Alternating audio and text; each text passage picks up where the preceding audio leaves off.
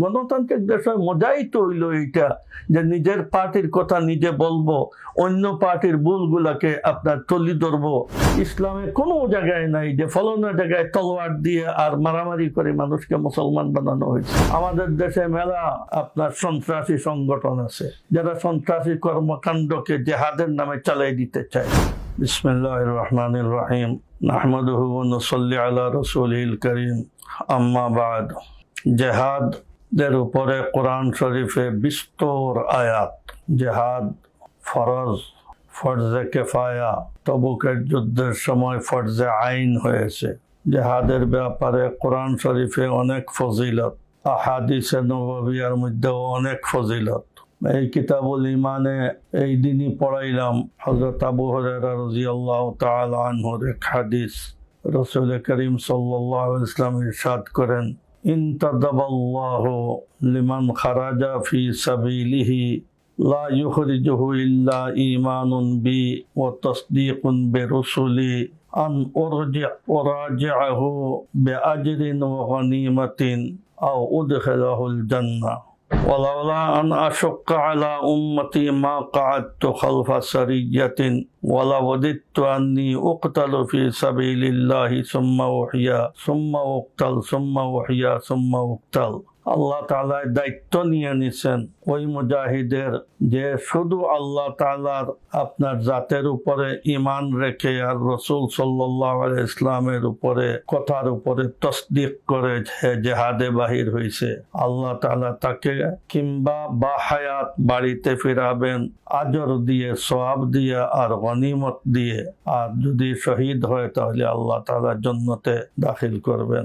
রাসূল সাল্লাল্লাহু আলাইহি ইসলাম বলেন, যদি আমার উম্মতের উপরে চাপ না হইতো তাহলে আমি কোন যুদ্ধে মদিনায় থাকতাম না, যুদ্ধে যেতাম।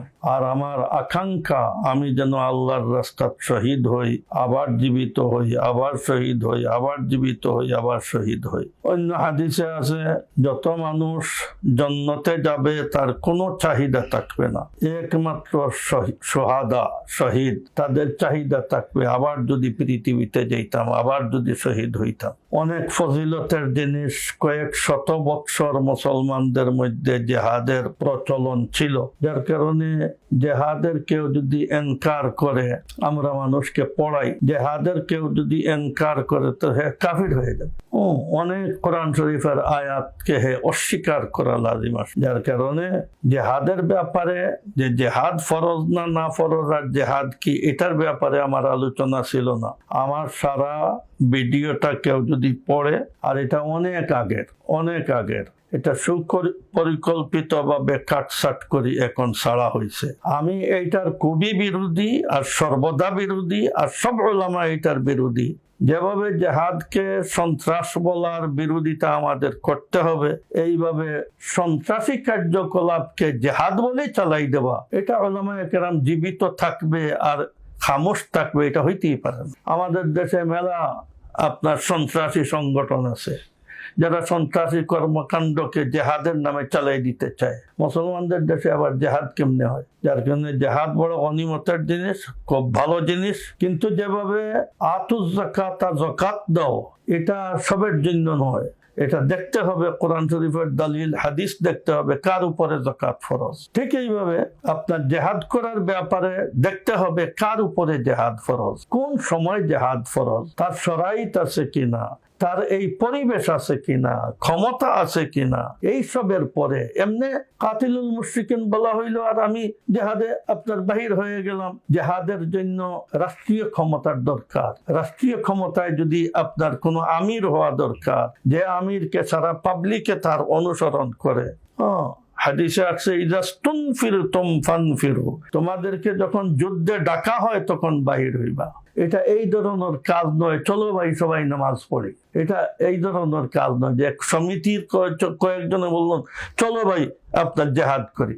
জেহাদ এই ধরনের ১৫০০ বছরে কোনো ইমাম এই ধরনের জেহাদের আপনার জায়েজের কথা বলেনও নাই, কোরআন হাদিসে কোনো জায়গায় নেই। জেহাদ জরুরি, তবে জেহাদ কোরআন শরীফে হাদিসে আর তামাম আইম্মায়ে মুজতাহিদিনে যেভাবে বলছেন এইভাবে জেহাদের জন্য জরুরি হইল আপনার জেহাদের শর্ত আছে কিনা, কার সাথে আপনি জেহাদ করতেছেন। জেহাদ কোন মুসলমান যত নাফরমান হোক তার সাথে জেহাদ হারাম। এই কারণে রাসূল সাল্লাল্লাহু আলাইহি ওয়াসাল্লাম কোন মুনাফিকের সাথে জেহাদ করেন নাই, হালাকি ওয়াহির মাধ্যমে জানেন এরা কাফির।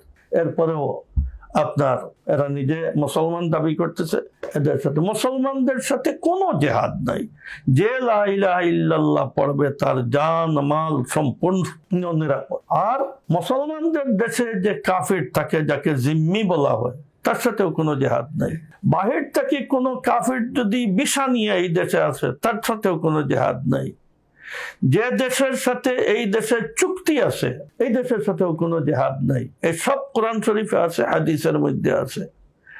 আর যে দেশে কাফির দেশে মুসলমান বসবাস করে, তার জানমালের নিরাপত্তা, ব্যবসা করতেছে, বাগান আছে, মসজিদ আছে, মাদ্রাসা আছে, ঈদের জামাত পড়তে পারতেছে, 5 ওয়াক্তের জামাত পড়তে পারতেছে, এরপরে ওয়াজ মাহফিল করতেছে, হজে উমরায় আসতেছে, এইভাবে কোনো কাফির দেশে জেহাদ জায়েজ নয়। আর জেহাদ মানুষকে মুসলমান বানানোর জন্য জেহাদ শরীয়তে মশরুই হয় নাই। জেহাদ মশরু হয়েছে আল্লাহর দ্বীনের দাওয়াত আল্লাহর বান্দার কাছে দিতে কেউ যদি প্রতিবন্ধক হয়, ওই আপনার শক্তিকে নির্মূল করার জন্য জেহাদ। জেহাদে মানুষ মুসলমান হয় না, এই কারণে কোনো জেহাদে কেউ মুসলমান হয় নাই। জেহাদে হইল আল্লাহর রাস্তার দাওয়াতের জন্য রাস্তা যেন উন্মুক্ত হয়। এই উন্মুক্ত যদি কেউ করতে না দেয়, তাহলে রাস্তা থেকে একটা বাধাকে সরানোর নাম হইল জেহাদ। এই সারা হিন্দুস্তানের কোনো মানুষ, হিন্দুস্তানে আপনার কয়েক খানদানে বংশে এখানে রাজত্ব করছে 800 বছর, কিন্তু যুদ্ধে মানুষ মুসলমান হয় নাই। যুদ্ধ করি হিন্দু রাজাকে পরাজিত করা হয়েছে। আর সারা হযরত খাজা মঈনুদ্দিন চিশতি সহ तमाम আউলিয়ায়ে আজম এখানে আসছেন আর দাওয়াত দেওয়া আরম্ভ করছেন, আর আপনার মানুষ মুসলমান হয়েছে। যুদ্ধে মানুষ মুসলমান হয় না, যুদ্ধে পরিবেশ তৈরি করে। আর আল্লাহর দুশমনের শক্তিশালী যে বাধা দেয়, আল্লাহর জমিনে আল্লাহর দ্বীনের ব্যাপারে যে বাধা দেয়, তাকে খতম করে দেওয়া হবে, তাকে রাখার আপনার কোনো ইয়ে নেই। কিন্তু যে দেশের মধ্যে আমভাবে দাওয়াত তবলিগ চলতেছে, মসজিদ মাদ্রাসা আছে, সব আছে, এইসব কাফিরি দেশে দাওয়াতে মানুষ মুসলমান হবে, মানুষের ব্যবহারে মানুষ মুসলমান হবে। ইসলামে কোনো জায়গায় নাই যে ফলানা জায়গায় তলোয়ার দিয়ে আর মারামারি করে মানুষকে মুসলমান বানানো হয়েছে। যদি এইভাবে হযরত থানভী রহমতুল্লাহ আলাইহি বলেন যে তলোয়ারের মাধ্যমে আর যুদ্ধে যদি আপনার ইসলাম আসতো, তাহলে এই 800 বছরে এই দেশে কোনো হিন্দু থাকতো না, সবকে আপনার জোরে মুসলমান বানাই ফেলা হইতো, নতুবা কতল করে দেওয়া হইতো। রাসূল সাল্লাল্লাহু আলাইহি ওয়াসাল্লামকে কাফির মারার জন্য পাঠানো হয় নাই, কাফিরকে হেদায়েতের জন্য পাঠানো হয়েছে। এই কারণেই তো যুদ্ধে আপনার তাদেরকে বলা হয় ইসলাম কবুল করো, যদি তোমাদের মনে পরিষ্কার হয় ইসলাম হক, আর যদি তা না হয় তাহলে কর আদায় করো, কর দিয়ে এখানে থাকো। তাহলে ইসলামের একটা হুকুম হইল কর দেওয়া। এর অর্থই তো হইল যে কেউ যেন আপনার জবরদস্তি কাউকে মুসলমান না বানায়। লা ইকরাহা ফিদ্দিন।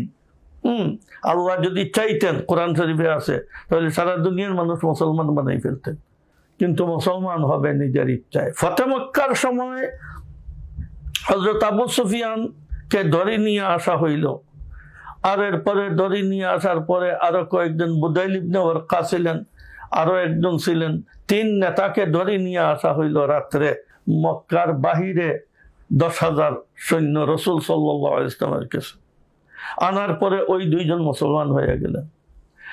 হযরত আবু সুফিয়ান বললেন আমার কোনো শরহে সদর হয় নাই। রাসূল সাল্লাল্লাহু আলাইহি ওয়াসাল্লাম হযরত আব্বাসকে বললেন আবু সুফিয়ানকে নিয়ে যান। আবু সুফিয়ানকে নিয়ে গেলেন। পরের দিন সকালে আবু সুফিয়ান এসে বললেন আমাকে কলমা পড়ান। ওই জায়গায় 10,000 সৈন্য মক্কা বিজয় করবে আসছেন, কিন্তু 3 জনের মধ্যে 2 জনের শরহে সদর হয়ে গেছে, আপনার কলমা পড়ে ফেলছেন। আবু সুফিয়ানকে তো জবরদস্তি কলমা পড়ো না, কাতল করে দিব, এটা বলতে পারতেন। রাসূল সাহেব বলেন নিয়ে যাও। জবরদস্তি কোনো দিন নেই।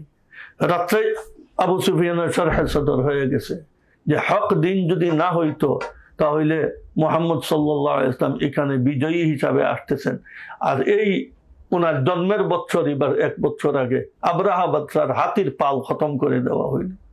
এই কারণে সবাই সারা জজিরাতুল আরবের এইটা ছিল যে যদি কোনোদিন মুহাম্মদ মক্কার উপরে বিজয়ী হন তাহলে এটা দলিল যে এই ধর্ম হক ধর্ম। যার কারণে বিজয় হওয়ার পরে আপনার 2 বছর পুরা হয় নাই, 22-23 মাসে সারা জজিরাতুল আরবের আপনার 32 লক্ষ কিলোমিটার জায়গায় সারা মানুষ আপনার দিনদার মুসলমান হয়ে গেছে। যেমন সৌদি আরব, কুয়েত, আরব আমিরাত, কাতার, বাহরাইন, ওমান, সারা মুসলমান হয়ে গেছে আনা যুদ্ধে। যার কারণে যুদ্ধে মানুষ মুসলমান হয় না, যুদ্ধে আল্লাহর দিনের দাওয়াত দিতে বাধা দেয় একটা টিউমার, একে অপারেশন করতে হবে, এর নাম হইল আপনার জেহাদ। গণতান্ত্রিক দেশের সৌন্দর্য, এখানে কত মানুষের সমালোচনা করবে, এটাই তো একটা মজা। এই ধরনের সমালোচনা কমিনা কম জাতা নিকৃষ্ট মানুষ হে তার লেভেলে করবে, ভদ্র মানুষ তার লেভেলে করবে। আর অন্য নেতা যদি দেখা যায় আগ বাড়ি যেতেছে, তাকে গাইল করার জন্য কিছু চেষ্টা করার দরকার তো, যার কারণে চেষ্টা করবে। এর মধ্যে যেগুলা ফালতু বাজারি এইগুলা তার হিসাবে করবে, যারা ভদ্র তারা তার হিসাবে করবে। এটা তো একটা সৌন্দর্য দেশের।